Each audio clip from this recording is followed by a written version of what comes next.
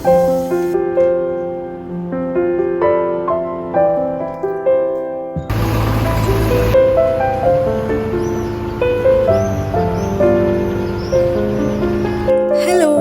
Good morning. ഇന്ന് ശിശുദിനാണല്ലേ. എല്ലാവർക്കും happy children's day. ഈ കുട്ടികൾ എന്ന് പറയുന്ന വാക്ക് തന്നെ നമുക്ക് ഭയങ്കര ഹാപ്പിനെസ് ആണല്ലേ. കാരണം അവരുടെ ലോകം എന്ന് പറയുന്നത് ഒരു ഹാപ്പി വേൾഡ് ആയിരിക്കും. ആ ലോകത്തിൽ കുറച്ച് സമയം നമ്മൾ ചെലവഴിക്കുമ്പം നമ്മൾ അറിയാതെ ആ ഒരു കുട്ടിയായിപ്പോവും. അവരുടെ ആ ഒരു നിഷ്കളങ്കതയുടെയും ഒരു ഹാപ്പിനെസ്സിൻ്റെയും ഒക്കെ ആ ഒരു വേൾഡിൽ ചെന്ന് നമ്മൾ കുറച്ച് സമയമെങ്കിലും നമ്മുടെ ഒരു വിഷമമൊക്കെ മറന്ന് നമ്മൾ അവരുടെ ആ സന്തോഷത്തിലേക്ക് ചേരും. നമുക്ക് ചുറ്റും ഒരു പോസിറ്റിവിറ്റി സ്പ്രെഡ് ചെയ്യാൻ ശരിക്കും കുട്ടികൾക്ക് കഴിയാറുണ്ട് അല്ലേ. അങ്ങനെ പറഞ്ഞ് അങ്ങ് എവിടെയോ എത്തിപ്പോയേ. അപ്പോൾ ഇന്നിവിടെ മോർണിംഗ് ബ്രേക്ക്ഫാസ്റ്റിന് നമ്മൾ ഇഡ്ഡലിയും സാമ്പാറും ഉണ്ടാക്കുന്നത്. അപ്പോൾ സാമ്പാറിൻ്റെ കഷ്ണമൊക്കെ ഞാൻ തലേ ദിവസം തന്നെ കട്ട് ചെയ്ത് വെച്ചുകൊണ്ട് ആ ഒരു പണി ഈസിയായി.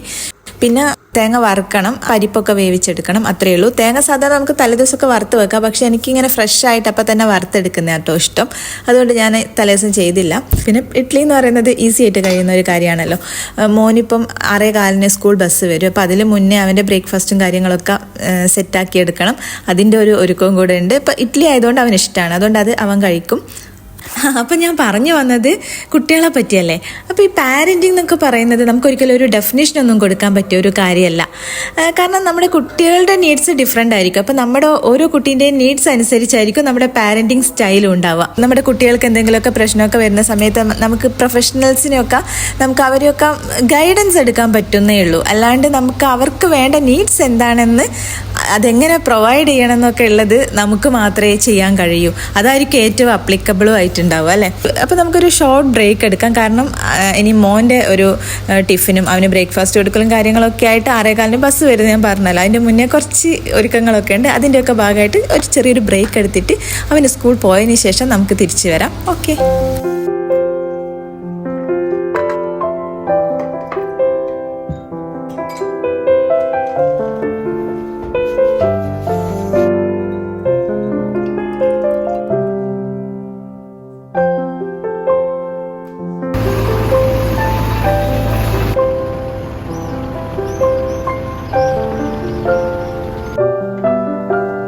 അങ്ങനെ അവന് സ്കൂളിൽ പോയി. ഇനിയിപ്പം 12:30 തിരിച്ചു വരും. അതുകൊണ്ട് ലഞ്ചൊന്നും കൊണ്ടുപോകേണ്ട ആവശ്യമില്ല. ഇനിയിപ്പോൾ എനിക്ക് സാമ്പാർ ഉണ്ടാക്കാനുണ്ട്. അപ്പോൾ അതിന് പരിപ്പ് ഒന്ന് വേവിച്ചെടുക്കണം. പിന്നെ തേങ്ങ വറുത്തെടുക്കാനുണ്ട്. കഷ്ണങ്ങളൊക്കെ ഞാൻ ഓൾറെഡി വേവിച്ച് വെച്ച് കഴിഞ്ഞതുമാണ്. അത്രയേ ഉള്ളൂ. ഇനി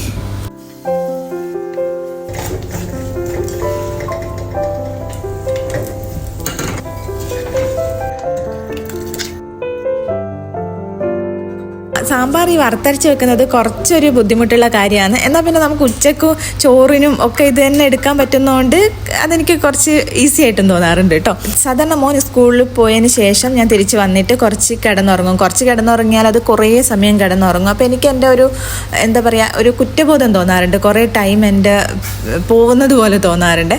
ഈ കുറ്റബോധമൊന്നും തോന്നാണ്ട് ഈ ഹാപ്പി ആയിട്ട് ആ സമയം അവർക്ക് ഉറങ്ങാൻ പറ്റുന്നുണ്ടെന്നുണ്ടെങ്കിൽ അത് അങ്ങനെ തന്നെ പോകുന്നത് നല്ലതായിരിക്കും. പക്ഷേ ഞാനതെനിക്ക് കുറ്റബോധം തോന്നുന്നതുകൊണ്ട് തന്നെ ഞാനിപ്പം കുറച്ചും കൂടെ ഉറങ്ങാറില്ല. പകരം കുറച്ച് ടൈം ഈ ഇൻസ്റ്റയിലും യൂട്യൂബിലും ഒക്കെ സ്പെൻഡ് ചെയ്ത് അങ്ങനെ കുറച്ച് ടൈം അങ്ങ് പോകും. ഇപ്പം ഞാൻ എൻ്റെ ഈ ഒരു മോർണിംഗ് ടൈം ഞാൻ കുറച്ചുകൂടെ പ്രൊഡക്റ്റീവായി വെക്കാൻ ശ്രമിക്കുന്നതുകൊണ്ട് തന്നെ ഞാൻ എൻ്റെ പ്രൊഫഷൻ ഉണ്ടല്ലോ സൈക്കോളജി എന്ന് പറയുന്നത്, അപ്പോൾ അതിനെ കുറച്ചുകൂടെ ഒന്ന് അപ്ഡേറ്റഡ് ആയിട്ട് വെക്കാൻ വേണ്ടി ഞാൻ അതിൽ കുറച്ച് ഒരു 1 hour ഞാൻ അതിന് വേണ്ടി ഇപ്പം മാറ്റി വെക്കാറുണ്ട്.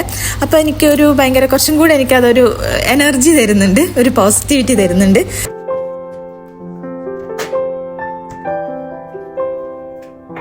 അങ്ങനെ ഇവിടെ പെട്ടറിയായിട്ടോ നമ്മൾ ചായ കുടിക്കാമെന്ന് വിചാരിച്ച് ക്ലീനിങ് ഒക്കെ ചെയ്തതിന് ശേഷം പിന്നെ കുറച്ച് ടൈമൊക്കെ ഉണ്ടായിരുന്നു. അപ്പോൾ അത് ഞാൻ പറഞ്ഞ പോലെ തന്നെ കുറച്ച് പ്രൊഡക്റ്റീവായിട്ട് ഞാനിപ്പം അതങ്ങനെയാണ് ഞാനിപ്പോൾ ചെയ്യാറുള്ളത്.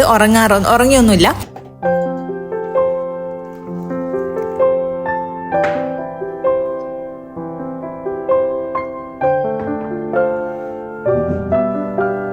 രാവിലെ പിന്നെ ചായയൊക്കെ കുടിച്ചു കഴിഞ്ഞാൽ ടൈം പെട്ടെന്ന് അങ്ങ് പോകുന്ന പോലെ തോന്നും.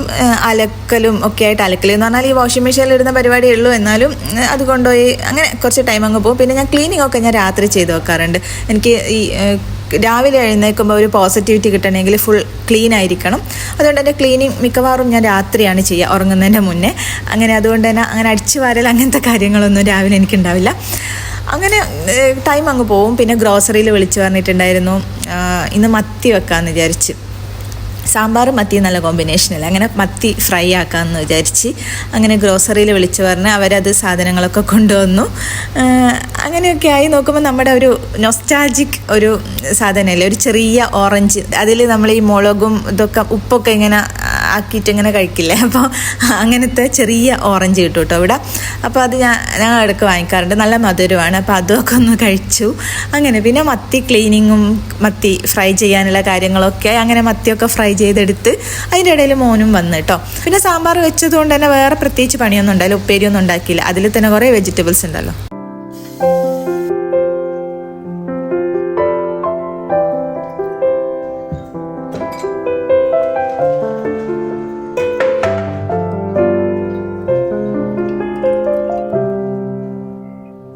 നമ്മൾ ഈ ഫ്ലാറ്റിലായതുകൊണ്ട് ഈ ഫിഷൊക്കെ ഫ്രൈ ചെയ്ത് കഴിഞ്ഞാൽ ആ മണമൊക്കെ ഇങ്ങനെ ഇവിടെ തന്നെ ഇങ്ങനെ കുടുങ്ങിക്കിടക്കെ, നല്ലൊരു സ്മെല്ല് വരാൻ വേണ്ടിയിട്ട് ഞാനിങ്ങനെ ഇതുപോലെ കത്തിച്ച് വെക്കാറുണ്ട് കേട്ടോ.